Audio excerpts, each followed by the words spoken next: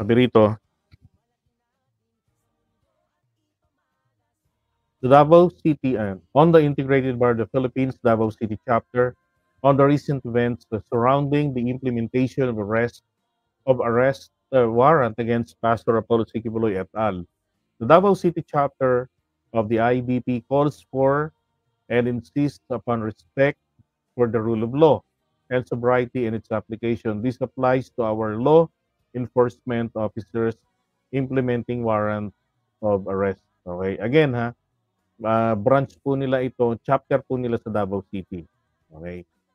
As to the subjects thereof and the people affected by the implementation. To be clear, law officers such as the elements of the PNP have the authority and duty to obey the orders of our courts.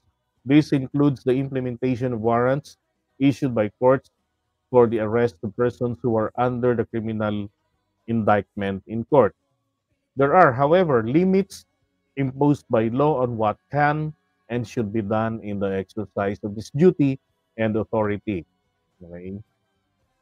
If the police have good basis to believe that a person to be arrested is inside a certain place, they have the right to enter the place and even to break into such place if refused admittance after announcing their authority and intention. Oh, kaya yung ginawa nila noon, 'di ba? Na nagbutas sila ng dingding kasi ayaw sila papasukin, nagre-resist yung mga tao. Alright, tignan niyo nung pumunta yung NBI, wala namang gano'n at saka nitong huli hindi naman nagbutas din, 'di ba? Hindi sila nagiba kasi pinayagan sila, pinapasok sila.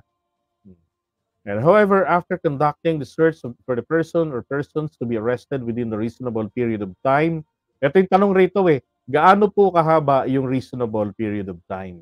Okay? Gaano yung time, yung span nito? Ilang oras yan? Ilang minuto yan? Ilang segundo yan? Okay, the police do not have the authority to occupy the premises. Okay.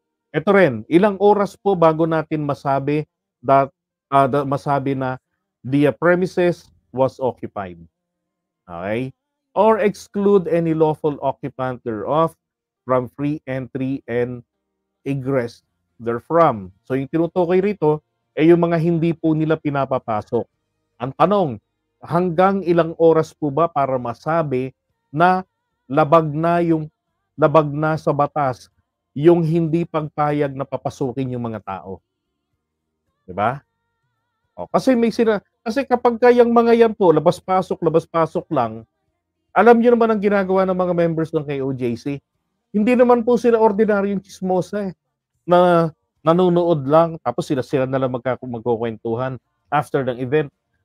Ano sila yung nagre-resist. 'Di ba? So hindi ho akma yung maganda yung sinasabi rito, that's the ideal. Pero this is contrary to the reality.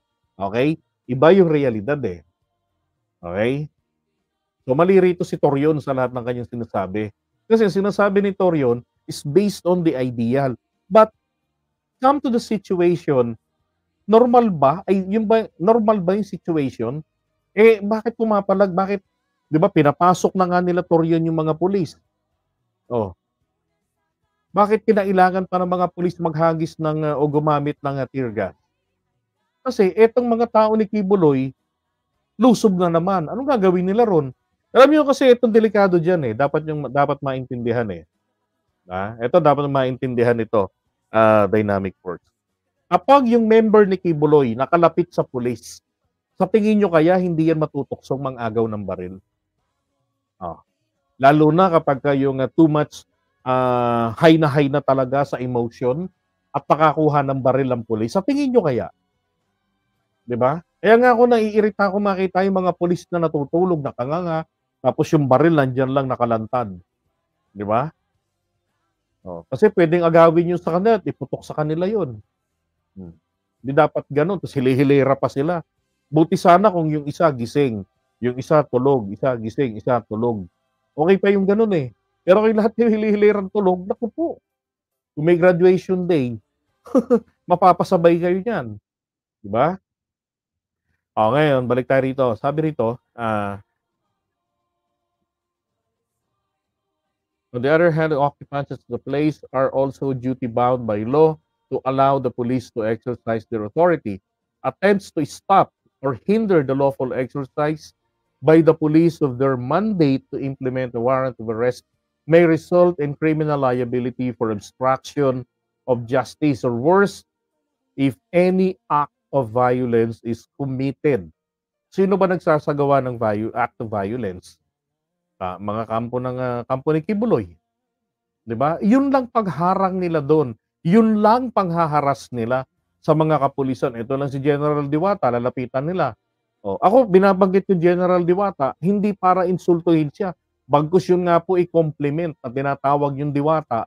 Kahawig naman talaga ni Diwata, 'di ba? Pero maangas. Kung paano yung Diwata ng Pasay na maangas sa Parisan, etong si General Diwata, si General Torre, maangas din, 'di ba? Talagang masasabi natin na yung kanyang disiplina ay pang-general talaga. Oh. Or else kapag kikimi-kimi, naku po, mabubugbog lang ni Sara yan. Tingnan niyo, hindi ka mapuntahan ni Sara para pektusan si General Diwata. Takot eh. Hindi masampal ni Baste. Baka pagtama ng kamay niya, 'di ba? Huling maramdaman niya, uy, may Maynilad sa gilid ko, maagos ako 'Di ba? Bigla siyang barilin ni Torre. Oh. Ingay lang talaga si Baste, ngaw-ngaw lang. Eto ba, sabi, the subjects okay, the subjects of any warrant of arrest are also duty bound to abide by the orders of the courts and thus should surrender. Ibig sabihin, mas mabuting gawin ang sumuko ng mapayapa. Diba? So that our judicial system can perform its function. Sabi nga ni General Diwata, ni General Torre, hindi lang kasi sumuko si Kibuloy. Ang gagaling naman ng abogado niya. Ang sabi rin nga kanina sa video, di ba, ni Badoy. Ni Lorraine Badoy. Magagaling yung mga abogado ni Kibuloy sa US. Talagang mga aral daw talaga. Yun naman pala eh. Mga abogado niya rin dito, magagaling rin naman. Dean ng College of Law. Di ba? Marami pa siyang abogado rito. Babaeng lalaki. Bakit hindi niyo pasukuin? Di ba? Hindi naman kasi pwede yung abogado yung haharap eh. Ang ginagawa ko kasi nila, hinaharas nila yung mga pulis para mga tanga. Ito mga members, yung abogado naman, di mo lang sawayin yung mga members. Di ba? Kung gawin nyo, magdabog kayo ron. Tanga na, yung sumunod, bahala kayo dyan. Kayo na mag-abogado sa amo ninyo. Di ba? Dahil syempre, sayang yun, milyon din yun. Pero kung ako abogado, hindi ko kuning abogaduhan si Kibuloy. Nakakasira ng ano yan. Nakakasira ng pangalan niya. Protector ka. Naku. Okay, sabi rito ha. Nonetheless, any accused in any criminal case may avail of any and all of the available legal remedies to protect his or her interest and enforce his or her rights. All of this part of the due process of the law. Ultimately, it is our courts that have authority and obligation to ensure the proper implementation of our laws and to strike a proper balance between the duty and authority of the state through its agents and the rights of any accused under our laws and our constitution, as well as those of innocent persons who may be caught in between. Diba? Ito yung kawawa, yung mga nako-caught in between. Yung mga hindi po simpleng mga marites o chismosa, kundi po talaga gustong makisawsaw, di ba? Sa eksena. We must abide by the rule of law because the consequences of failing to do so will be chaos in our society and violence against our citizens. Tama. Dynamic force. Maganda yung sinabi nitong IBP Davao City Chapter. Diba? At sana naman din, maintindihan itong maigi rin ni Kibuloy. Alam naman niya yan, monitor naman niya lahat yan eh. Si Kibuloy eh. Ang problema lang talaga, sadyang matigas ng ulo. Diba? Okay, so puntahan naman natin ano na situation doon sa sa kanila. Baka andun din ba si Bantag? Nako. Baka pastor na rin si Bantag, ano?